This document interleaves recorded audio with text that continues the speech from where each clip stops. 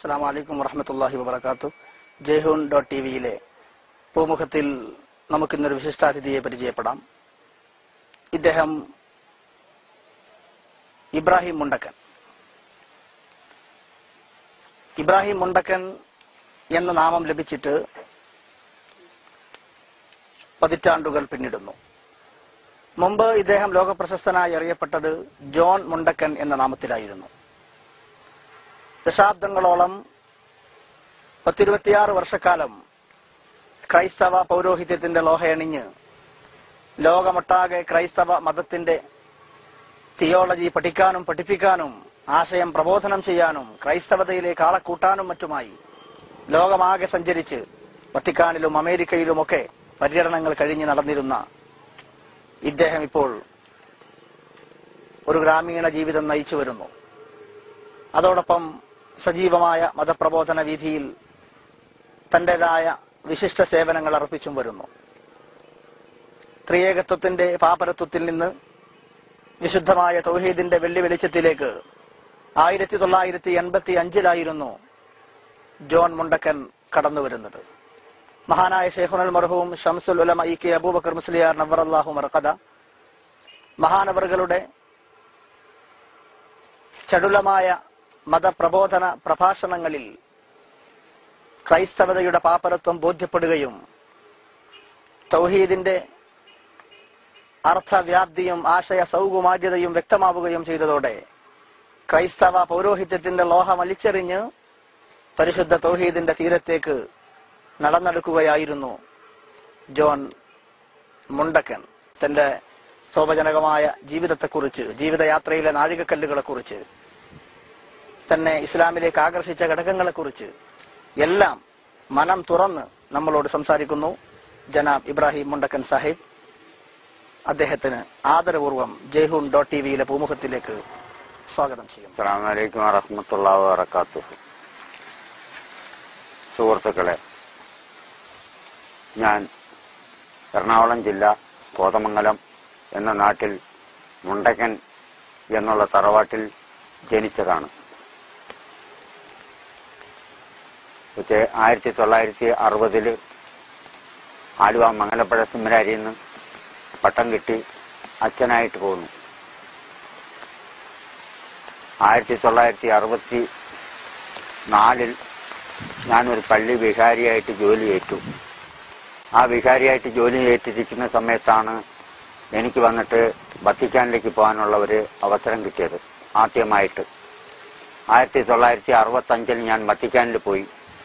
അവിടെ ചെന്ന് മാർപ്പാപ്പാനെ കണ്ട് ഞങ്ങൾ തിരിച്ചു മടങ്ങി. അത് കഴിഞ്ഞ ശേഷം 1975 എന്നെ കേരളത്തിന്റെ അച്ഛന്മാരുടെ അസോസിയേഷന്റെ സെക്രട്ടറി ആയിട്ട് തിരഞ്ഞെടുത്തു. അന്ന് എന്റെ പേര് ജോൺ മുണ്ടക്കൻ, എല്ലായിടത്തും അറിയും. അങ്ങനെ ഞങ്ങൾക്ക് ബൈബിളുടെ കോഴ്സിന് വേണ്ടി ഞങ്ങളെ വിദേശ രാജ്യങ്ങളിൽ വിട്ടിരുന്നു. ജർമ്മനിയിൽ പോയിരുന്നു, അതേമാതിരി അമേരിക്കയിലും ഫിലിപ്പീൻസിലും മോസ്കോയിലും ഫ്രാൻസിലും ഒക്കെ ചെന്നിട്ട് അതിന്റെ കോഴ്സുകളൊക്കെ നേടി.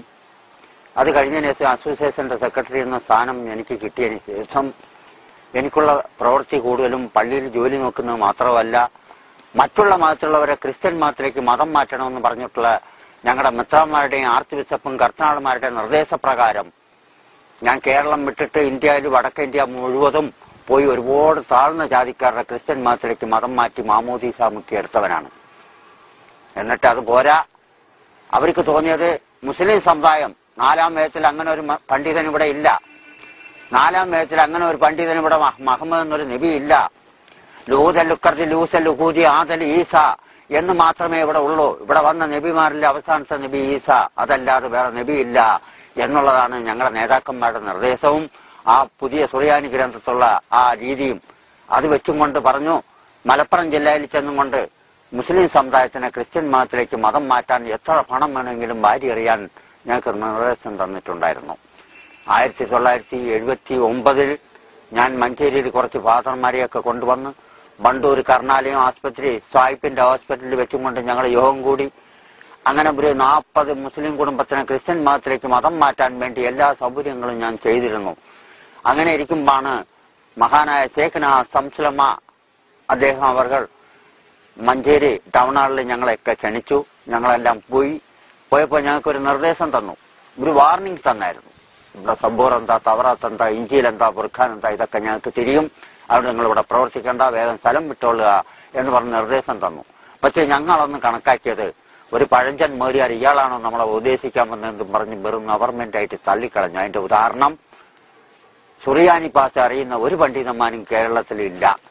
ആ ഒരു ഉദാഹരണം വെച്ചുകൊണ്ടായിരുന്നു 1979 മുതൽ 80 വരയ്ക്കും എടക്കര, വഴിക്കടവ്, നിലമ്പൂര് ആ പ്രദേശങ്ങൾ, മലയോരങ്ങൾ താമസിക്കുന്ന പാവപ്പെട്ടവർക്ക് വീട് വെച്ചു കൊടുക്കുകയും പാവപ്പെട്ട മുസ്ലിങ്ങൾക്ക് അവർക്ക് വേണ്ട വാഗ്ദാനങ്ങൾക്ക് ചെയ്തും കൊണ്ട് പണം വാരി കൊടുക്കുകയും ചെയ്ത്, അങ്ങനെ ഞങ്ങൾ 68 മുസ്ലിം കുടുംബത്തിന് എടക്കര പുഴയിൽ നിന്ന് ഞാനായിരുന്നു അന്ന് മാമൂദീസ മുക്കി ക്രിസ്ത്യൻസ് ആക്കിയത്. അന്ന് ക്രിസ്ത്യൻസ് ആക്കിയിട്ട് എടക്കരയെന്ന് 1980 ഞാൻ വെല്ലുവിളിച്ചു, ഇഞ്ചിയിലുള്ള ഗ്രന്ഥത്തിന്റെ സുറിയാനി ഭാഷയിൽ മറുപടി തരാൻ വല്ല പണ്ഡിതന്മാരും ഉണ്ടെങ്കിൽ മുന്നോട്ട് വരിക എന്ന്. അതും കേട്ടുകൊണ്ട് നേരിട്ട് വന്നതാണ് മഹാനായ ശേഖന സംസുലമ. അദ്ദേഹം എടക്കരയിൽ ഒരു സ്റ്റേജ്, എടക്കര മുസ്ലിയാരങ്ങാടി എന്ന് പറയുന്ന ആ സ്ഥലത്ത് ഒരു പാടത്ത് വെച്ചും കൊണ്ട് ഒരു സ്റ്റേജ് അദ്ദേഹത്തിനും മറ്റുള്ള എല്ലാ സഭയിലുള്ള ഫാദർമാർക്കും ഞങ്ങൾക്ക് എല്ലാവർക്കും കസേരയിട്ട് തന്നിരുന്നു. ലക്ഷക്കണക്കിന് ജനങ്ങളും ഉണ്ടായിരുന്നു. അവിടുന്ന് ഞങ്ങൾ വാദിച്ച് അദ്ദേഹം ചോദിച്ച ഇതായിരുന്നു, ലഹർദിൽ ആസൽ കുറിയ ലൂസൽ മുഖൂസി ആദൽ ഈസ എന്ന് ചോദിച്ചു. ഇവിടെ യേശുവിനെ കുരിശിൽ തറച്ച ഉയർത്തപ്പെട്ടോ എന്ന് ചോദിച്ചു. ഞങ്ങൾ പറഞ്ഞു കുരിശിൽ തറച്ചതാണ്, അതിന് എല്ലാ തെളിവുകളും ഞങ്ങൾക്കുണ്ട്, പുതിയ ബൈബിളിൽ അതാണ് എന്ന് പറഞ്ഞു. അദ്ദേഹം പറഞ്ഞു, ലാഹം മക്കർദി ലൂസൽ മുഖൂതി ആദൽ ലഹറിയ ലൂസൽ മറിയ എന്ന് ചോദിച്ചു. മറിയം ബിബി യേശുവിനെ എവിടെയാ പ്രസവിച്ചെന്ന് ചോദിച്ചു. കന്നുകാലികളെ കെട്ടുന്ന കാലി തൊട്ടിലാണെന്ന് പറഞ്ഞു. അതിനും തെളിവുണ്ടെന്ന് പറഞ്ഞു.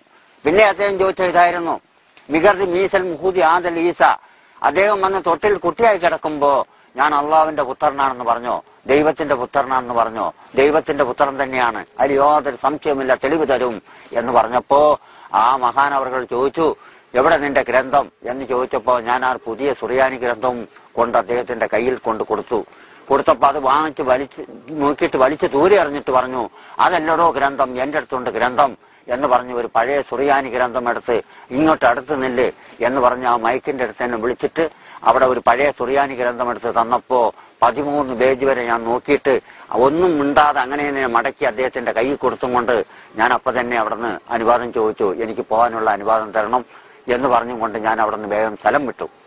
കാരണം മറുപടി കൊടുക്കാൻ കഴിയില്ല, ആ ഉദാഹരണത്തിൽ കൂടെയാണ്. അങ്ങനെ ഞാൻ പോയി എന്റെ വീട്ടിൽ ചെന്നും കൊണ്ട് എന്റെ അടുത്തുണ്ട് ഒരു പഴയ സുറിയാനി ഗ്രന്ഥം. ആ ഗ്രന്ഥം എടുത്തു വെച്ചും കൊണ്ട് 28 ദിവസം പഴയതും പുതിയതും വെച്ച് ഞാൻ നോക്കുമ്പോ ഇവിടെ അവസാനത്തെ നബി ഏതാണ്, അതാണ് എനിക്കറിയേണ്ടത്. ആ ഇതിന്റെ ഉദാഹരണം വെച്ചും കൊണ്ട് ഞാൻ അവിടെ നോക്കുമ്പോ പുതിയതിൽ കാണുന്നുണ്ട് ലൂതൽ ഉക്കർദ് ലൂസൽ ഉകൂദി ആദൽ ഈസ. എന്നാ പഴയതിലോ, പഴയ സുറിയാനി ഗ്രന്ഥത്തിൽ എന്താ കാണുന്നത്, മഹർദി മാസൽ മുഹൂദി ആദർ റീഹൽ അഹമ്മദ് അഹമ്മദ് അഹമ്മദ് എന്ന് എവിടെ നോക്കിയാലും കാണാം. ആരുടെ പേര്? നമ്മുടെ അന്ത്യപ്രവാചകൻ റസൂലുള്ളാഹി സ്വല്ലല്ലാഹു അലൈഹി വസല്ലം തങ്ങളുടെ പേര് അഹമ്മദ് അഹമ്മദ് എന്ന് ഞാൻ അതിൽ കണ്ടു. അത് മനസ്സിലാക്കി അതിന്റെ ഉദാഹരണങ്ങൾ പറഞ്ഞു. അതെല്ലാം പഠിച്ചു കഴിഞ്ഞതിന് ശേഷം എന്റെ സുഹൃത്തുക്കൾ ഫാദർമാരെയൊക്കെ ഞാൻ വരുത്തി അവർക്ക് 3 ദിവസം ഞാൻ എന്റെ വീട്ടിൽ വെച്ച് ക്ലാസ് എടുത്തു. അത് കഴിഞ്ഞതിന് ശേഷം 83 ഞങ്ങളെ വത്തിക്കാനിലേക്ക് പോകാനുള്ള അനുവാദം ഞങ്ങളുടെ നേതാക്കന്മാരുടെ അടുത്ത് നിന്ന് കിട്ടി. അപ്പോൾ ഞാൻ ചോദിച്ച ഇതായിരുന്നു, ആ എടക്കര 4ാം വയസ്സുള്ള പണ്ഡിതൻ ചോദിച്ചതിന്റെ എന്തുകൊണ്ട് മറുപടി കൊടുത്തില്ല, അത് ഞങ്ങൾക്ക് അറിയണം എന്ന് ചോദിച്ചു. പറഞ്ഞു, വത്തിക്കാനിൽ നിങ്ങൾ പോയി വന്നു കഴിഞ്ഞിട്ട് നിങ്ങൾക്ക് മറുപടി തരാം എന്ന് പറഞ്ഞ് ഞങ്ങൾ അവിടെ അമർത്തി വെച്ചു. അങ്ങനെ ഞാൻ വത്തിക്കാനിൽ ചെന്നു. ഞങ്ങൾ എല്ലാവരുമായിട്ട് റോമിൽ ചെന്ന് ആ വത്തിക്കാൻ സെന്റ് പീറ്റേഴ്സ് അവിടെ ചെന്നും കൊണ്ട് മാർപ്പാപ്പാവിനെ കണ്ടു. അതായത് കഴിഞ്ഞ പ്രാവശ്യം മരണപ്പെട്ടു പോയ ഞങ്ങളുടെ പഴയ നേതാവ് ജോൺ പോൾ മാർപ്പാപ്പ 2ാമൻ, അദ്ദേഹത്തിനുമായിട്ട് ഞങ്ങൾ അവിടെ ചെന്ന് കണ്ട് അദ്ദേഹത്തിന്റെ മോതിരങ്ങളൊക്കെ ഞങ്ങൾ മുത്തി. പക്ഷേ എനിക്ക് അതിൽ കുറച്ച് താല്പര്യക്കുറവുണ്ടായിരുന്നു. കാരണം എന്തെന്ന് പറഞ്ഞാൽ സംസുലമ്മ പറഞ്ഞത് ശരിയായിരിക്കാം എന്നുള്ള ഉദാഹരണം എനിക്കപ്പോ തോന്നിയിട്ടുണ്ട്. എന്നിട്ട് വത്തിക്കാൻ സെന്റ് പീറ്റേഴ്സ് ലോകത്തേക്ക് ഏറ്റവും വലിയ ലൈബ്രറിയുടെ ഉള്ളിൽ കയറി അവിടുത്തെ പഴയ സുറിയാനി ഗ്രന്ഥമൊക്കെ എടുത്ത് ഞാൻ നോക്കുമ്പോ ആ ഗ്രന്ഥങ്ങളിൽ കാണുന്ന എന്താന്ന് പറഞ്ഞാ ലഹർദിൽ ആസൽ അഹാദ സാന ലഹർദിൽ യൂതൽ യൂത എന്ന് കാണുന്നുണ്ട്. ഏതാ യൂത? ഈസാ നബി അലൈഹി ഇസ്ലാമിന്റെ 12 ശിഷ്യന്മാരിൽ യൂദാസ് എന്നുള്ള ശിഷ്യൻ 30 വെള്ളിക്കാശിന് വേണ്ടി ഈസ ഇരിക്കുന്ന സ്ഥലം കാണിച്ചു കൊടുക്കാമെന്നും പറഞ്ഞു കരാർ ചെയ്ത സ്ഥലം വരെ മാത്രമേ എനിക്ക് വായിക്കാൻ കിട്ടിയിട്ടുള്ളൂ. അതിനങ്ങോട്ട് കംപ്ലീറ്റ് എഴുത്തിലെ കംപ്ലീറ്റ് മാറ്റിവെക്കുക. അവിടുന്ന് ഞാൻ പോയിന്റുകളൊക്കെ നോട്ട് ചെയ്തെടുത്തു. അത് കഴിഞ്ഞതിന് ശേഷം അവിടുന്ന് ഞാൻ നേരെ എന്ത് ചെയ്തു, എന്റെ സുഹൃത്തുക്കളെയും കൊണ്ട് ഞാൻ അപ്പോ മാർപ്പാപ്പയുടെ സെക്രട്ടറി കർത്തനാട് റോക്കിയുടെ അടുത്ത് പറഞ്ഞ് എനിക്ക് അമേരിക്കയിലേക്കും ഇസ്രായേലിലേക്കും പോകാനുള്ള പെർമിറ്റ് വേണം എന്നെനിക്ക് തോന്നി. അങ്ങനെ ഞാൻ ചോദിച്ചു, അതിന് പെർമിറ്റും തന്ന് ഞങ്ങൾ പ്ലെയിൻ കയറ്റി വിട്ടു. പക്ഷെ എനിക്കപ്പോ തോന്നിയത് ഇസ്ലാമിനെ പറ്റി കുറച്ച് പഠിക്കണം എന്നുള്ള ഉദാഹരണം അത് എനിക്ക് അപ്പോഴാണ് തോന്നിയത്. ഇസ്ലാമിനെ പറ്റി പഠിക്കണം. ഇതിന്റെ പൊള്ളത്തനം ഇതാണോ അല്ലെ വേറെയും ഉണ്ടോ എന്നുള്ള ഉദാഹരണം വെച്ചുകൊണ്ടാണ് ഞാൻ ആ ചോദിച്ചതും. ആദ്യമായിട്ട് ഞങ്ങൾ അമേരിക്കയിൽ ചെന്ന് ഇറങ്ങിയിട്ട് അവിടെ എന്നെമാരി ഇസ്ലാമിലേക്ക് വന്ന ഒരു സുഹൃത്തുണ്ട്, മൊഹ്മാലി എക്ലെ.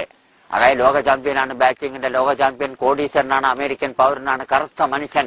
അങ്ങനെയുള്ള ആ മനുഷ്യന്റെ അടുത്ത് ഞങ്ങൾ ചെന്നപ്പോൾ ഞങ്ങളെല്ലാരെയും വളരെ സ്നേഹത്തോടു കൂടി പിടിച്ച് അവിടെ ഇരുത്തിയിട്ട് പറഞ്ഞു, നിങ്ങൾ എന്തുകൊണ്ട് എന്നെ കാണാൻ വന്നു എന്ന് ചോദിച്ചപ്പോൾ ഞാൻ പറഞ്ഞത്, നിങ്ങൾ എന്തുകൊണ്ട് അതായത് ഇസ്ലാമിലേക്ക് വന്നു, ക്രിസ്ത്യൻ മതത്തിൽ എന്ത് കണ്ടുകൊണ്ടാണ്, എന്ത് തെറ്റ് കണ്ടുകൊണ്ടാണ് നിങ്ങൾ ഇസ്ലാമിലേക്ക് വന്നെന്ന് ചോദിച്ചപ്പോൾ ആ സുഹൃത്ത് പറഞ്ഞതാണ്, സുഹൃത്തെ ഞാൻ വന്നിട്ട് ഇസ്ലാമിലേക്ക് വരാനുള്ള കാരണം അതായത് എന്തുവെന്ന് പറഞ്ഞു തന്നാൽ ലോക ചാമ്പ്യൻ എന്നുള്ള കിരീടവും വാങ്ങിച്ചുകൊണ്ട് അമേരിക്കയുടെ തലസ്ഥാനമായിട്ടുള്ള ന്യൂയോർക്കിൽ ചെന്ന് ഹോട്ടൽ റിച്ചലിൽ കയറിയിട്ട് ഫേരൻ എന്ന് പറഞ്ഞ് സപ്ലയർ വിളിച്ചപ്പോൾ സപ്ലയർ വന്നു. അവൻ വെള്ളക്കാരൻ, അവനും അമേരിക്കൻ പൗരനാണ്. അവന്റെ അടുത്ത് ഞാൻ ചായ ചോദിച്ചപ്പോൾ എന്റെ മുഖത്ത് നല്ലോണം നോക്കിയിട്ട് പറഞ്ഞു ഗെറ്റ് ഔട്ട് എന്ന് പറഞ്ഞ് എന്നെ പുറത്തു പോകാൻ പറഞ്ഞു. ഞാൻ അവന്റെ അടുത്ത് വളരെ സ്നേഹത്തോടു കൂടി ചിരിച്ചും കൊണ്ട് ചോദിച്ചു, ഒയ് ഞാൻ എന്തിനാ പുറത്തു പോവാ എന്ന് ചോദിച്ചപ്പോ പിന്നെയും അവൻ കാല് മുതൽ തല വരെ നോക്കിയിട്ട് ഐ സേ ഗെറ്റ് ഔട്ട് എന്ന് പറഞ്ഞു. പിന്നെയും അത് തന്നെയാ പറഞ്ഞത്. ഞാൻ അവന്റെ അടുത്ത് വളരെ ആ ഗൗരവത്തോടു കൂടി ചോദിച്ചു, പോയി ഈ വയനാട്ട് പോയി എന്തിനാ ഞാൻ പുറത്തു പോവാ, കാര്യം പറ എന്ന് ചോദിച്ചപ്പോ അവൻ പറഞ്ഞതാണ്, ഇവിടെ കറുത്ത മനുഷ്യനെയും നായിനെയും ഞങ്ങൾ ഒരേമാതിരിയാ കണക്കാക്കൽ, ഐസേ ഗെറ്റ് ഔട്ട് KTDF എന്നും പറഞ്ഞ് എന്നെ പിടിച്ച് പുറത്താക്കി. അങ്ങനെ വളരെ വിഷമത്തോടുകൂടി അതെല്ലാം വലിച്ചു ദൂരെ എറിഞ്ഞുകൊണ്ട് ഓരോ രാജ്യത്തും ചെന്നുകൊണ്ട് പല മതത്തിലുള്ള പണ്ഡിതന്മാരെയൊക്കെ കണ്ടു, അവരുടെ ഗ്രന്ഥങ്ങൾ പഠിച്ചു, അത് മനസ്സിലാക്കി. ഇതെല്ലാം കഴിഞ്ഞപ്പോഴാണ് മനസ്സിലായത്, ലോകത്ത് വെച്ചുകൊണ്ട് കറുപ്പും വെളുപ്പും തരംതിരിക്കാത്ത ഒരു മതമുണ്ടെങ്കിൽ അത് അന്ത്യപ്രവാചകൻ റസൂലുള്ളാഹി സ്വല്ലല്ലാഹു അലൈഹി വസല്ലം തങ്ങളുടെ പരിശുദ്ധ ഇസ്ലാം മതമാണെന്നുള്ളത് മനസ്സിലാക്കിയിട്ടാണ് ഞാൻ ഇസ്ലാമിൽ വന്നതും അതിനുവേണ്ടി എന്റെ സമ്പത്ത് മുഴുവതും വാരി അറിഞ്ഞ് പ്രവർത്തിക്കുന്നതെന്ന് പറഞ്ഞപ്പോ ഞങ്ങൾക്ക് വളരെ സമാധാനമായി. എന്നിട്ട് അവിടെ നിന്ന് എന്റെ സുഹൃത്തുക്കളെയും കൊണ്ട് ഞാൻ ആ ഇസ്രായേലിലേക്ക് ചെന്ന് അവിടെ ചെന്നിറങ്ങിയിട്ട് ഞങ്ങളൊരു പള്ളി കാണാൻ ചെന്നിരുന്നു. അവിടെ കണ്ടു ഒരു പള്ളി, നമ്മൾ കേട്ടിട്ടേ ഉള്ളൂ, കണ്ടില്ലാത്ത ഒരു പള്ളി. അതാണ് ബൈത്തുൽ മുഖദ്ദസ് പള്ളി എന്ന് പറയുന്നത്. സുലൈമാൻ നബി അലൈഹി ഇസ്ലാമിന്റെ കാലത്ത് ജിന്നുകളെല്ലാം കൂടി ചേർന്നുകൊണ്ട് 1 കൊല്ലം കൊണ്ട് പണി പൂർത്തിയാക്കിയ ഒരു പള്ളി, ആകാശം മുട്ടുന്ന പോലെ ഒരു പള്ളി, സക്കരിയ നബി അലൈഹി ഇസ്ലാമും മറിയം ബീബി റളിയല്ലാഹു ഒക്കെ കുടിയിരുന്ന ഒരു പള്ളി. അങ്ങനെയുള്ള ഒരു പള്ളി ഞങ്ങൾ അവിടെ നിന്ന് കണ്ടു. അത് മാത്രമല്ല, പള്ളിയുടെ ചുറ്റി നടക്കുന്ന സമയത്ത് അവിടെ എന്താ കണ്ടത്, വെളുത്ത വെള്ളാറം കല്ല് പോലത്തെ കല്ലുകളിലൊക്കെ ജബൂർ മതത്തിന്റെ ലുനാനിപ്പാസിലും തവറാത്തിന്റെ ഇംബ്രവാസ അംബ്രാനിയിലും ഇഞ്ചിയിലുള്ള സുറിയാനിയും പരിശുദ്ധ ബുർഖാനിലുള്ള അറബിയിലും ഉറുദുലും ഒക്കെ കല്ലിൽ കൊത്തിവെച്ചിരിക്കുന്നത് ഞങ്ങൾ കണ്ടു. അവിടെ നിന്ന് ഞങ്ങൾ അതെല്ലാം കണ്ട് അതിശയപ്പെട്ടുകൊണ്ട് ഞങ്ങൾ അവിടെ നിന്ന് പോയത് മാത്രമല്ല, ഒരുപാട് നബിമാരുടെ ഖബർസ്ഥാനം അവിടെ ഉണ്ട്. അതാണ് ബൈത്തുൽ മുഖദ്ദസ് പറയുന്ന സ്ഥലം, ഒരു ചെറിയ സ്വർഗം. അവിടെ ചെന്ന് ഞങ്ങൾ ആ ഞങ്ങളുടെ പ്രാർത്ഥനയും ഞങ്ങളുടെ സങ്കടങ്ങളൊക്കെ അവിടെ നിന്ന് പ്രാർത്ഥിച്ചപ്പോ അതിൽ കിട്ടിയ ഫലമാണ് യഥാർത്ഥമായിട്ടൊരു പരിശുദ്ധ ഇസ്ലാം മതം എന്നുള്ളത് എന്റെ മനസ്സിന്റെ ഉള്ളിൽ അന്ന് തോന്നി. എന്റെ സുഹൃത്തുക്കടുത്ത് ഞാൻ ഇന്ത്യയിൽ മടങ്ങിയിട്ട് 84 വന്നിട്ട് എറണാകുളത്ത് വെച്ചും കൊണ്ട് എന്റെ നേതാക്കന്മാരുടെ അടുത്ത് ഞാൻ വാദിച്ചു. ഇവിടെ ഒരുപാട് നബിമാരൊക്കെ വന്നിട്ടുണ്ട്, ചതിവിലും വഞ്ചനയിലും യഹൂദികളും മറ്റുള്ളവരും ഒക്കെ കൊന്നിട്ടുണ്ട്.